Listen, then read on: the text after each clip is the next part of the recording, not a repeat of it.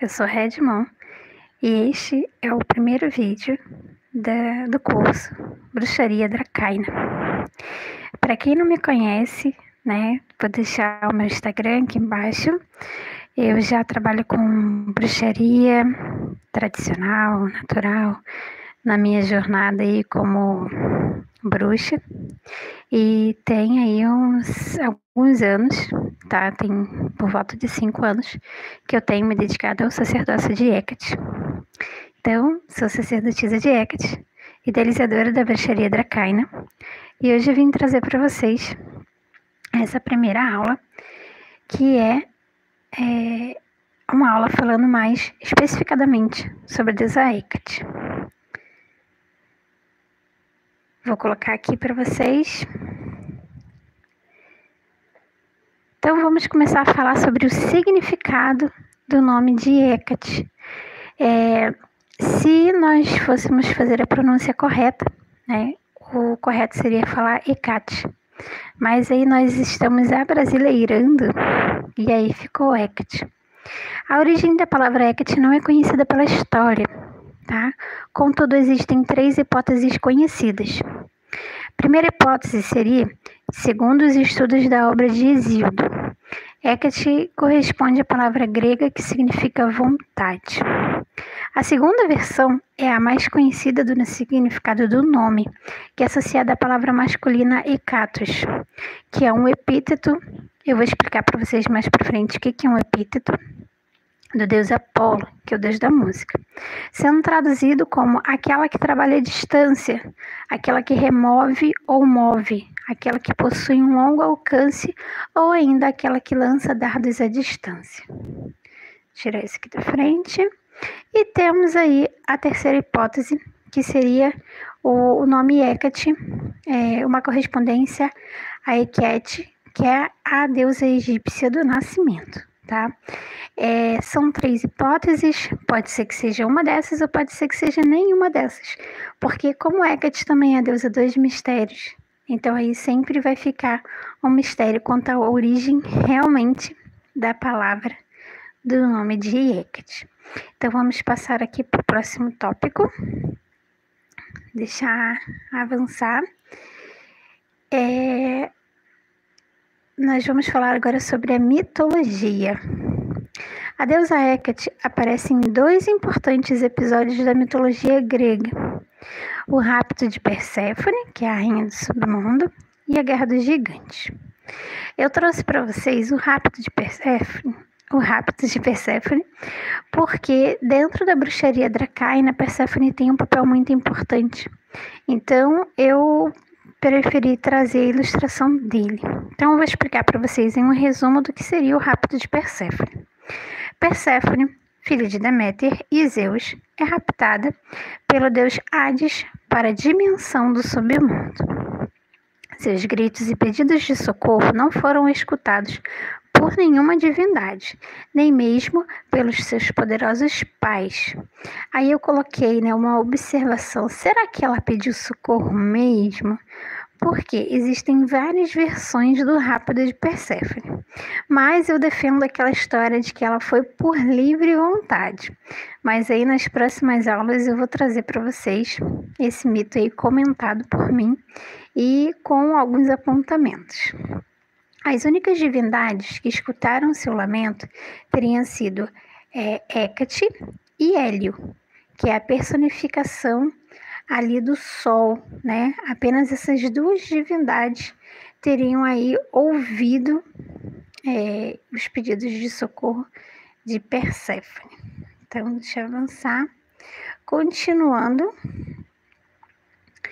Deméter, então, ficou desesperada pelo desaparecimento de sua filha, e ela teria vagado durante 9 dias e 9 noites pela terra sem parar, atrás de Perséfone, até que Hecate apareceu diante dela com suas 2 tochas e trazendo novidades.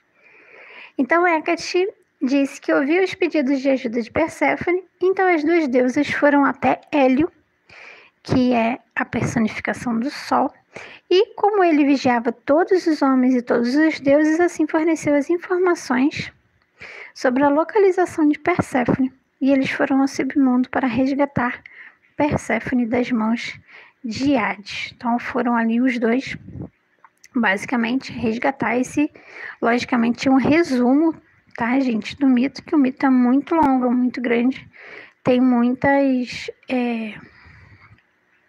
observações. Espera aí que eu avancei muito. Deixa eu voltar aqui, sem querer, eu cliquei em cima do negócio que não era para clicar. Então vamos falar agora sobre os epítetos de Hecate, mas antes eu tenho que explicar para vocês o que é um epíteto, tá? Um epíteto é um substantivo, adjetivo ou expressão que se associa a um nome para qualificá-lo.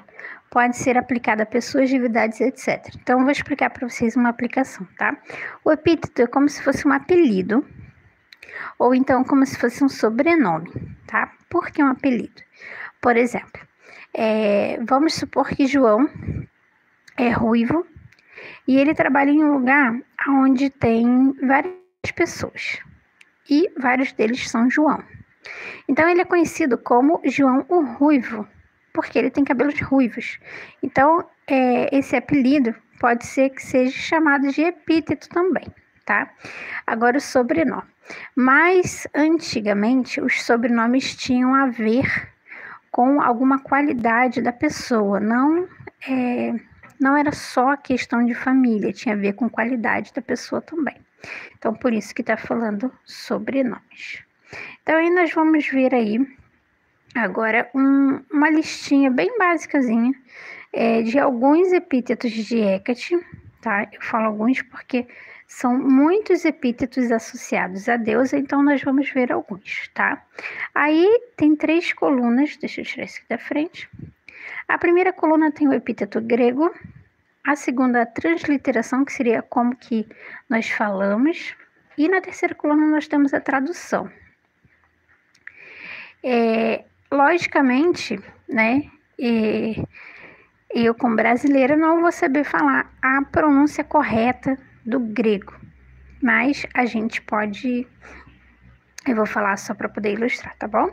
Então nós temos Brimo, que é irritada, terrível, a Idonaia, que é a senhora do submundo, Trimorfes, que é a trimorfe de 3 corpos, Triódites, que é das encruzilhadas dos 3 caminhos, Enódia, que é da estrada da encruzilhada, Nictipolos, que é noturnal, Átalos, afetuosa, delicada, Quitone, do submundo, Courotrofos, que é a nutridora dos jovens, Esquilacaguetes, que é condutora dos cães, Anaceneroi, que é a rainha dos que estão abaixo, que é a rainha dos mortos. Mas, Red, quando que nós utilizamos um epíteto, tá? A deusa Hecate, assim como outras deusas e outros deuses, possuem várias qualidades diferentes e uma abrangência de área muito grande. Então, quando nós vamos fazer uma oração ou quando nós vamos fazer um ritual específico, por exemplo, eu vou fazer um ritual pedindo aí, deixa eu ver, que eu possa compreender algumas questões do meu psicológico que de alguma forma estão ocultas a mim, né? Compreender alguns traumas. Então, eu posso trabalhar com o epíteto Aidonaia, que é a senhora do submundo, porque a nossa mente é o nosso submundo, né? Ou então, eu posso trabalhar a Anaceneroi, rainha dos mortos, se eu for trabalhar comunicação com os mortos. Então, o epíteto, ele serve para me filtrar essa energia de Hecate, para uma energia específica, para aquilo que eu vou trabalhar, né? É muito importante a gente entender que você sempre tem que ser específica nas coisas que você vai trabalhar, né? Independente de for com Hecate ou não. Você vai trabalhar com alguma energia mágica, você tem que ser muito bem específica. Então, nós vamos falar agora um pouquinho sobre as representações de Hecate. Hecate foi muito representada em pinturas, cerâmicas e nas esculturas. Nas pinturas, geralmente ela era representada como uma mulher segurando 2 tochas idênticas, uma em cada mão, usando saia até os joelhos, e sapatos de caça, tal como a deusa Ártemis. Em suas estátuas, era frequentemente esculpida na sua forma tripla, com 3 corpos femininos de costas um para o outro. Em um dos corpos seguravam as tochas, e no segundo segurava uma corda, e no terceiro segurava um punhal, que é basicamente o que a gente vê nas representações de Hecate, de estátuas. Hoje em dia nós temos aí esse tipo de representação de estátuas. Então vamos entender como que se iniciou esse culto de Hecate, né? Logicamente, existem fatos arqueológicos e tal, mas não tem como a gente ter aquela certeza absoluta que o culto se iniciou dessa forma, né? Até porque algumas informações se perderam aí no grande vagão do tempo. Mas possivelmente sua história começa na Anatólia, ou Trácia, lugar onde seu culto teria se originado. Fica no sudoeste de Cária, onde era adorada na tradição das grandes deusas da Ásia Menor. Então aí nós temos um mapa, tá? Esse mapa aí, ele tem aí uma delimitação territorial antiga, tá? Que não existe mais. Anatólia, assim como a gente vê nesse mapa. Eu vou dar o play aqui que vai passar. E aí eu vou mostrar para vocês aonde seria hoje em dia, né? Esta região. Então, vamos lá. Essa região, ela compreende aí essa parte que está vermelha, pintada de vermelho, não a linha vermelha, que é um pedaço da Bulgária, da Grécia e da Turquia. Essa região aí, ela foi o berço de muitas religiões voltadas para o paganismo, né? Esse território tem parte onde seria Bulgária, Grécia e Turquia, que é a região da Ásia Menor. Então, nessa região aí se encontram muitos achados arqueológicos relacionados ao culto do sagrado feminino também. Então, mais especificadamente, em Cária, os gatos fazendo bagunça, em Cária, onde na cidade de Lagina se encontrava o templo de Hecate, que era chamado de Hecateion. Aí está circulado a área do mapa, que seria a área de Cária. E esse templo, né, ele não existe mais assim como era antigamente, mas existem ainda assim suas ruínas. E aí eu trouxe para vocês darem uma olhadinha. Essas são as ruínas do Templo de Lagina. Essas imagens elas foram retiradas do Canva, tá? Do aplicativo Canva Pro, que tem essas filmagens aí do Templo de Lagina, Templo de Hecate. São as ruínas que existem lá até hoje. Vou deixar vocês olharem. Então, vamos lá.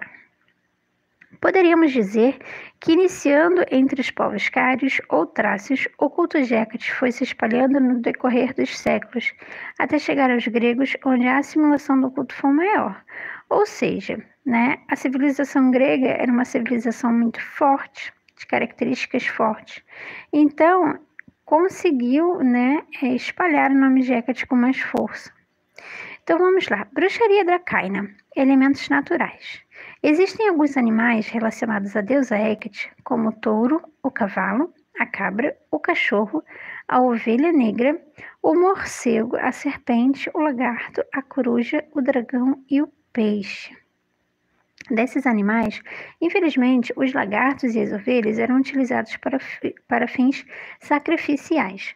Os outros, de alguma forma, faziam parte de representações pagãs de Hecate. Ou seja, nós podemos ver aí representações de Hecate com cabeça de serpente, com cabeça de cachorro, com cabeça de cavalo. Aí você tem as associações pagãs feitas de Hecate com esses animais, né? Que são elementos que vão se remontando aí na história, né? Não são coisas de agora. Bruxaria dracaina. Simbolismo. Alguns de seus símbolos são a chave, a tocha, o punhal, chicote ou a corda, roda de Hecate, corrente, máscara, ervas, espelho mágico e encruzilhada. Essa figura aí que está aparecendo é a figura da roda de Hecate, né? Depois eu vou trazer para vocês o significado específico de cada símbolo para vocês entenderem nos decorreres das aulas. Então vamos falar sobre Hecate e Hermes. Em alguns cultos gregos, como os realizados nas cidades de Ferrai, eu não sei se é assim que fala, tá? E Eleusis, a deusa Hecate era considerada esposa ou companheira do deus Hermes, que entre todas as suas atribuições também era responsável pela condução de mortos ao submundo.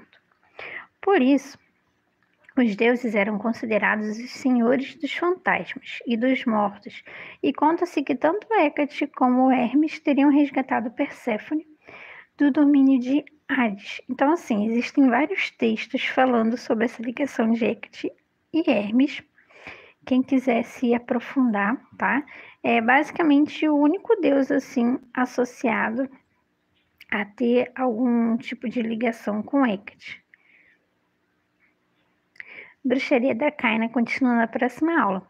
Verifique os links abaixo para se manter informado das futuras aulas. Então, gente, essa foi a primeira aula de Bruxaria da Caina. Esse curso, ele é fornecido pelo Coven Jardim de Hecate e disponibilizado aqui no canal. Eu sou a sacerdotisa do Coven e eu vou trazer para vocês algumas aulas explicando sobre a bruxaria dracaina, que eu falei lá no início do vídeo, que foi idealizado por mim. Se vocês gostaram desse vídeo, dessas informações, deixe o seu gostei para o YouTube me informar que vocês gostam de saber mais sobre bruxaria dracaina, sobre Hecate. E aí, isso me ajuda para poder trazer mais conteúdos específicos que vocês gostem. E também me ajuda na divulgação da palavra de Hecate, na divulgação aí do meu trabalho sacerdotal. Qualquer dúvida, deixe seu comentário, compartilhe aí nos grupos e para as pessoas que você sabe que gosta de Hecate, para poder ter essa informação nova. Espero que vocês tenham gostado. Um beijo enorme e tchau, tchau. Só falta eu saber encerrar aqui.